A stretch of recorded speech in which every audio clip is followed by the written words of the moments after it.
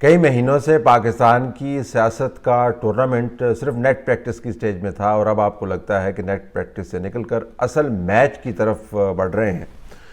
ایک طرف سے اپوزیشن کی پاکستان ڈیموکریٹک موومنٹ نے اپنی جلسوں کی جو آئٹنری ہے وہ اناؤنس کر دی ہے۔ 16 اکتوبر کو گجرانوالہ میں ہوگا، دوسرا جلسہ کراچی میں ہوگا، تیسرا جلسہ کوئٹہ میں، چوتھا پشاور میں، پانچواں ملتان میں، چھٹا لاہور کے اندر۔ اس کا تجزیہ بھی کرتے ہیں کہ یہ جو وینیوز ہیں جلسوں کے یہ کیوں چنے گئے۔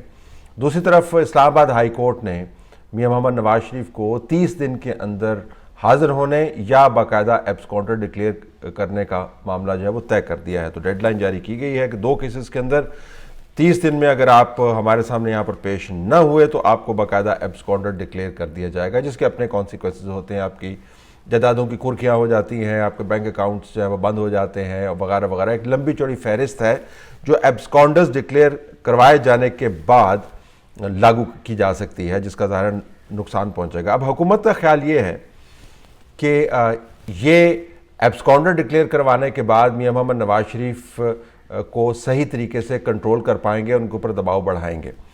لیکن بنیادی حقیقت یہ ہے کہ جو پاکستان ڈیموکریٹک موومنٹ کی طرف سے چلائی جانے والی تحریک کے تمام تر پلانز ہیں، اس کے اندر نواز شریف ایک حصہ تو ڈال رہے ہیں، لیکن بہت سارے پلانز کے اندر اب ان کو اپنی تمام دوسری جماعتوں کو ساتھ لے کے چلنا ہے، بالخصوص جب اس تحریک کا جو لیڈ کردار ہے مولانا فضل الرحمان اب وہ انچارج ہیں۔ کل مولانا فضل الرحمان کی میٹنگ بھی ہوئی مریم نواز کے ساتھ، وہاں پر تمام پارٹی قیادت موجود تھی۔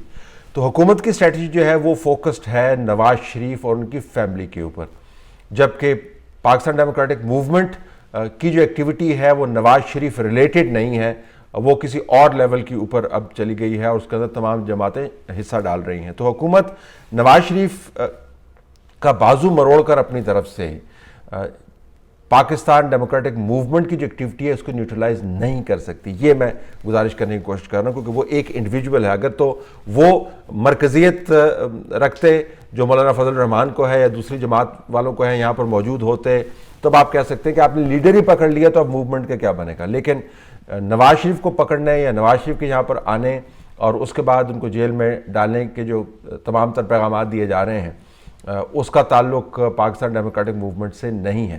جو چیلنج ہے حکومت کا وہ پاکستان ڈیموکریٹک موومنٹ کا ہے۔ اب اس کے اوپر آئیے کہ یہ جو جلسے ہوں گے ان کا ٹون کیا ہوگا۔ اچھا، جلسوں میں اور سڑکوں کو بھرنے میں آپ کو فرق روا رکھنا ہوگا۔ عموماً کنفیوز یہ کیا جاتا ہے کہ اگر اپوزیشن نے جلسوں کا شیڈیول اناؤنس کر دیا تو باقاعدہ سڑکوں کی تحریک کا اناؤنس کر دیا۔ سڑکوں کی تحریک کا اناؤنسمنٹ نہیں ہوا۔ جلسہ ایک جلسہ گاہ کے اندر ہوگا، ایک آمد و رفت لوگوں کی ایک خاص منزل کی طرف مبذول کروائی جائے گی، اس طرف لوگوں کو لے جایا جائے گا اور ایک منظم انداز سے جلسہ گاہ بھر کے وہاں پر تقاریر کی جائیں گے، اس کے بعد لوگ جو ہے وہ ڈسپرس ہو جائیں گے۔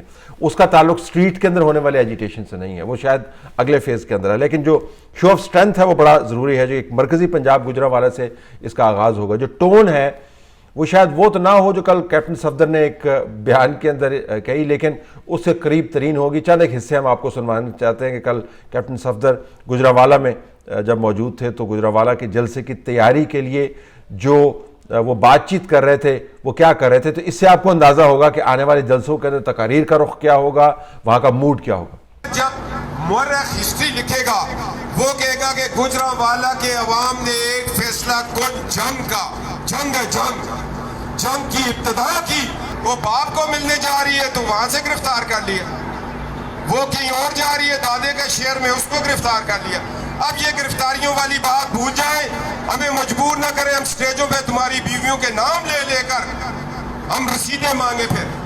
بہت ساری چیزیں ہم نے آپ کو سنوائی نہیں ہیں کیونکہ ہماری ایڈیٹوریل لائن کے اندر نہیں آتی ہیں، لیکن اس میں انہوں نے کافی کچھ کہا تھا۔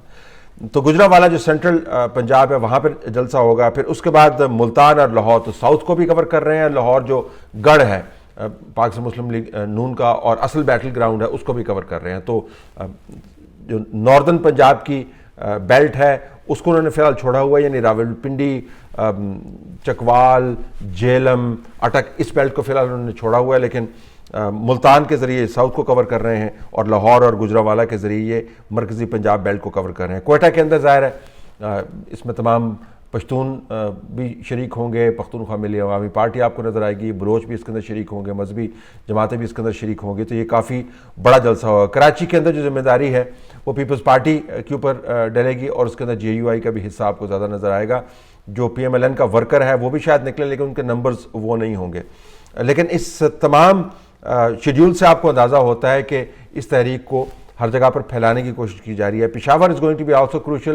عوامی نیشنل پارٹی کے پاس ایک موقع ہے اپنی اسٹرینتھ کو دکھانے کا. جے یو آئی وہاں پر اپنی اسٹرینتھ دکھائے گی, پی ایم ایل این وہاں پہ اپنے ورکرز کو لا پائے گی, بالخصوص ہزارہ بیلٹ سے وہاں پر لوگوں کو ٹرانسفر کیا جائے گا. اور اس کے علاوہ بھی جو ڈسکرنٹڈ لوگ ہیں پاکستان تحریک انصاف کے اندر ان کو بھی ساتھ ملانے کی کوشش کی جائے گی.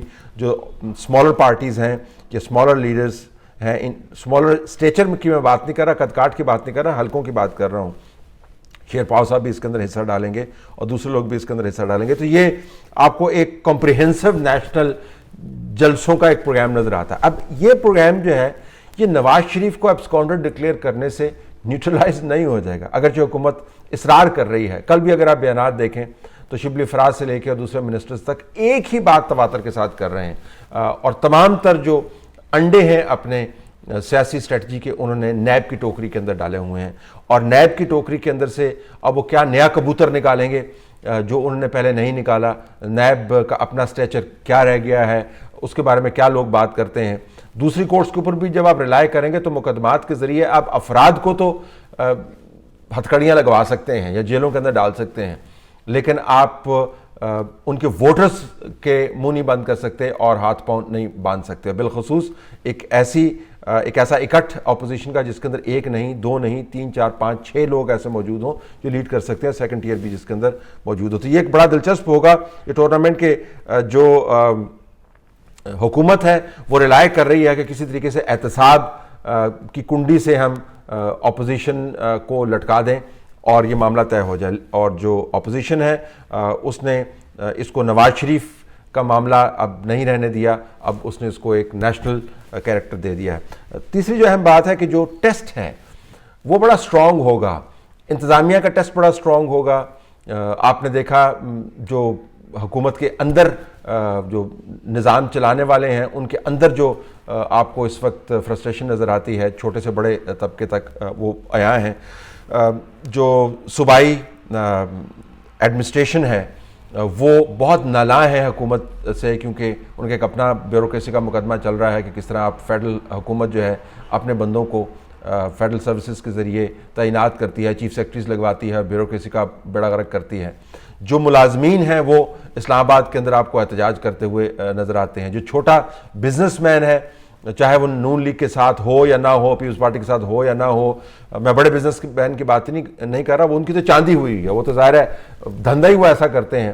اور بعض نام نہاد اینکر جو ہیں جنہوں نے انویسٹ کیا ہوا ہے یہ بڑے بڑے بزنس مینوں کے گروپس کے ساتھ, میں ان کے تجزیے سنتا ہوں اور حیران ہوتا ہوں کہ کس طرح سیدھا منہ کر کے وہ اپنے بزنس انٹرسٹ کی باتیں کر رہے ہوتے ہیں اور بتا رہے ہوتے ہیں کہ قومی انٹرسٹ کی وہ بات کر رہے ہیں کہ جی یہ دیکھیں اسٹاک مارکیٹ جناب اوپر چلی گئی, یہ اچھی خبر آ گئی, وہ بری خبر نہیں ہے, یہ ہم پاکستان کو ٹھیک کر دیں گے.